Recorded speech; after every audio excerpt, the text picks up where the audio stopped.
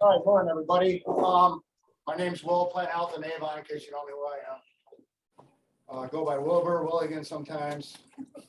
I guess some questions have come up. You know, our customer's going to be able to see predatory mites after we apply them to plants. We've been using predatory mites, at least at the Avon now, for at least 4 years. Kind of a new thing, trying to get away from pesticides. It's a really good tool to cut down on pesticides. So I'll just go over this real briefly. We got the Andersoni. This is really a really good one. It could live in the cold.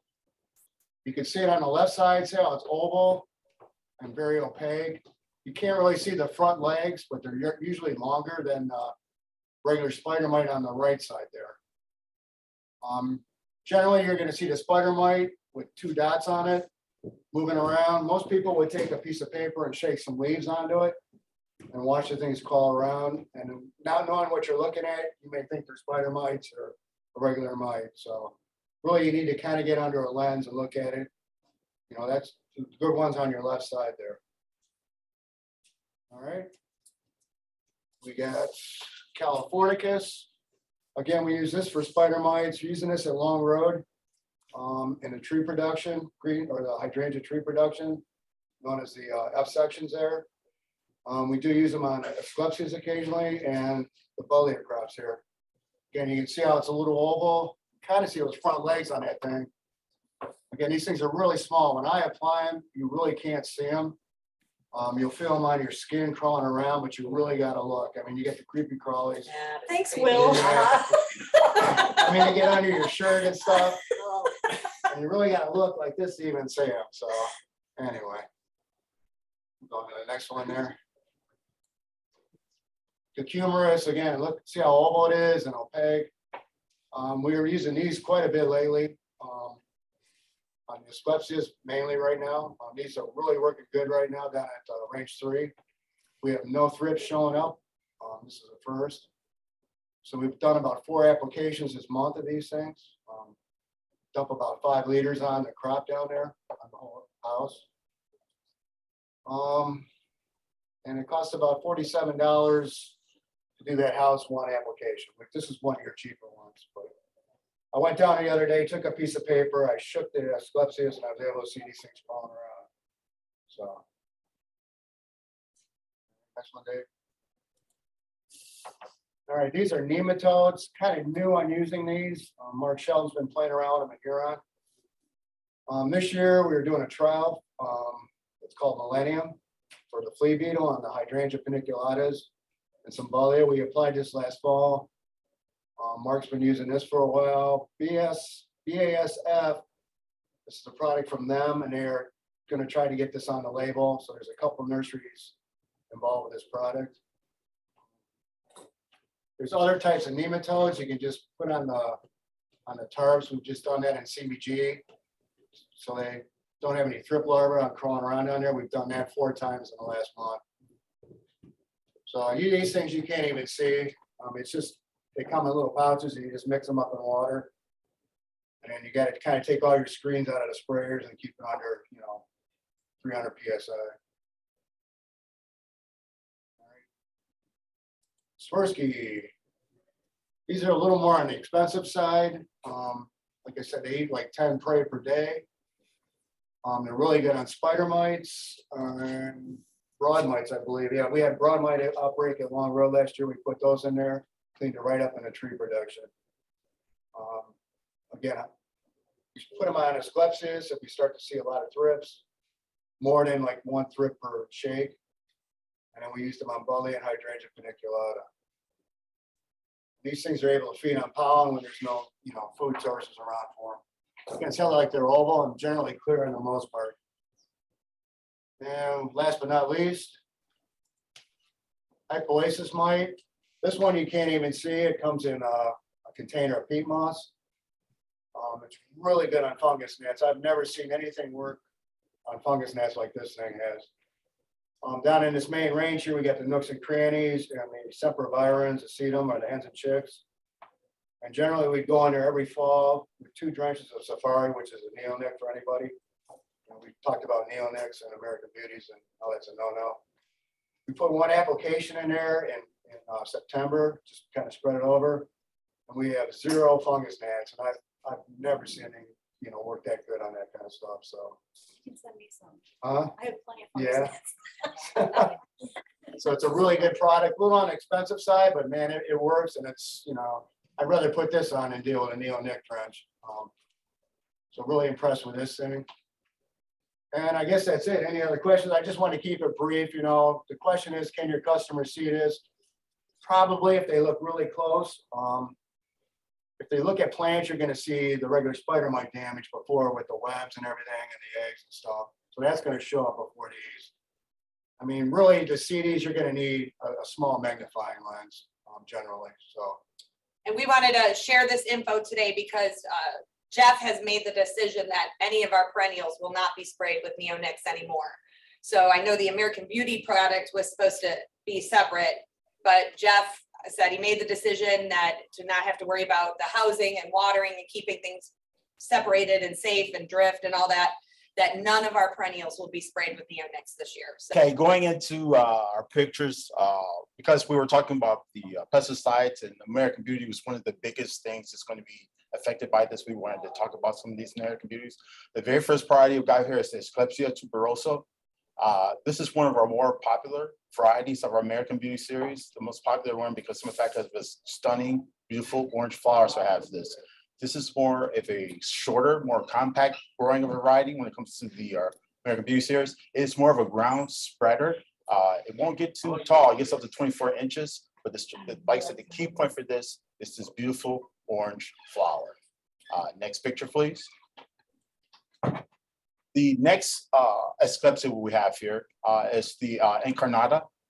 This is another one that's got a beautiful, unique, that's one thing about the American Beauty series. They're gonna have some beautiful, unique flowers. This one has a beautiful, stunning pink, almost rose-like flower to it. Now, this one is, the growth habit of this one is a little bit different from the tuberosa. It is more of a taller grower. It gets up 3 to 5 feet in height. As you can see, it's 1 to 2 feet wide. So this one, and also too, you can control this by when you do your trim to give it more of a wider, or you want to slim it down to the form that you like. But like I said, this one has a beautiful, more of a pink rose flower to it. And like this is one of our other few varieties that we do grow this in a 2-gallon. As you can see from other pictures I'll be showing you that we have them in 2-gallon, or we sell different varieties of American Beauties in 19 centimeters, 2 gallons, and even some varieties in 3 gallons. Next picture, please. Lobelia cardinalis. This variety is a beautiful, stunning red flower. Once I said, American Beauty's got some very unique flowers to this. This is one almost close to, like, you can mix up our perennials and everything like this. This one is the more of a, it is heat tolerant. And the great thing about this is most of it starts its blooming time between May and September. We do try to keep a trim cycle on this variety also too, but like a good selling point of this is beautiful, unique red flower. It's a great variety for attracting bees and butterflies and everything like that. But like I said, and as you can see, I also forgot to mention, I do have there on the side to the bottom left, some of the availability is still out there. Like I said, this changes from week to week, but at the last time I checked this, we still got some good numbers of these varieties still available for you. Next picture, please. The Rudbeckia Gold Star. Now, this one is one of your more popular when it comes to Rudbeckias because you can see it gets loaded with lots of beautiful flower. Also known as the Blue-Eyed Susan. As you can see, short and compact. It is mostly great for landscapers when you come plant it in clumps. Some use them for natural, beautiful borders. And as you can see in the pictures on the right, you can see why. A lot of flowers to this variety, a great seller, and we did sell a lot of them. We still got 1,100 of these beauties still available. Next picture, please. Cephalanthus Crimson Comet. Now, this one is more of your, this is more like your base average. What's unique about this, you got some 3 good things about this. First, you have the beautiful, almost like, it's like a satellite bloom to this. It is a great variety for attracting, like I say, butterflies for this. Once you get out of that, it's the picture on the right, that white satellite bloom, it winds up becoming this red, almost what the name says, comet-like little pod. the thing about this, it is another variety. These pods is attractive to the songbirds. They like the seeds in this variety. The next thing about this variety is that you get this beautiful natural color variation when it comes to the foliage. It looks like a gardenia snowflower, where basically it's more of this nice green glossy leaf, but then it will turn to more beautiful amber color as the season progresses. So if you got anything that's not, you don't need anything for break for flowers, this is a beautiful natural flower or variety, a shrub, to have in your landscape. Like I said, it's got some three good selling points for this variety. Next picture, please. Darvilla Ruby Wren. This is another variety that's got the beautiful, stunning variegation of foliage. It's a nice light lime green, but then it takes a variegation of red, almost amber. Now, this isn't during the fall. This is doing this to the progression of the course of the season. It has a beautiful, stunning yellow flower to it. Reminds me of the ligustriums, but that's, like I said, see right here, it's a beautiful variety for attracting butterflies. And this is one of our rare varieties. We sell this in a 3-gallon. As you can see right here, it's like, as you can see from the picture to the right, it will lose its leaves, but then as season goes on, it's got that red amber leaf to it. So you get some nice variegation for this variety right here. But once I said 3 gallons, and we still got 2,457 of these available. And next and last picture. This is one of our only American Beauty. This is the hydrangea. As you can see, it is the pink pollen ring. It's more like a lace cap, almost like flower to it. What's great about this is that it's got this more small red, almost bud to it that opens up to more of a lace, and it's more of a pink, rosy pink to a light pink flower to it. Great variety for attracting bees and butterfly. It does best when it's planted in full sun to partial shade. So keep that in mind to where you want to put it. But it is our only variety of, at this time, our hydrangea series that is part of the American Beauty selection. And we grow this in a 3-gallon. As you can see, we still got some good numbers for this, which is basically 1,763 of these. It is a variety considered to be deer resistant. Usually deer try to avoid this one as much as they possibly can. And it's also a variety also too that those proven winter videos is a good to look up for this variety, because it tells you when's a good time to be pruning these things, so you know that you don't lose your flowers for the next following year. And that's what I have for you for this week. I'm gonna have some help with all of these, tag team these apparently. First up is the Cinnamon Triloba. Again, these are all American Beauties that we're sticking with. These do get fairly large, I guess you could say, for an ornamental tree. So kind of watch where you are planting these things. And a fruit tree. But more of the fruit, with the pawpaws, they do have a very good, I guess, vitamin enrichment. So it is a selling point for the fruit. I know some people don't want them because they're messy or whatever it may be, but they do have very good purposes if you can use them. They're high in magnesium and iron, especially, which is kind of interesting for a fruit. And then the other thing to keep in mind as well, cut off a fruit until they're about 7 years old. So if you're looking for something instant, you're not going to get it, but you do have to be patient. Rigidiana, on the pronunciation of that, I'm sure if you ask 5 different people, you're going to get 5 different answers. We had I that could be saying conversation it too. incorrect. I don't know. You were correct. All right, that's a plus. So on these things, I was doing some research because it does say 30 to 80 foot tall. And the thing with these things, they do get relatively tall, as you can tell. It's But a really weird height range because 30 to 80 feet that's a very broad spectrum.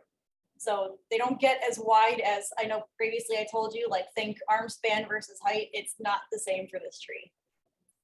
But I was reading a lot of people, they will keep it trimmed down to keep the height down and maintained at a normal height that people may like around that 30-foot range.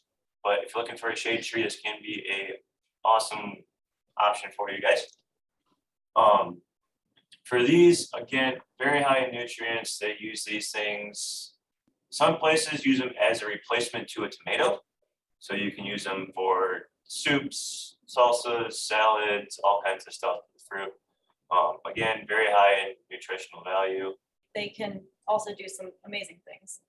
And then because they're American Beauties trees, if you decide not to eat the fruit is also there for the wildlife.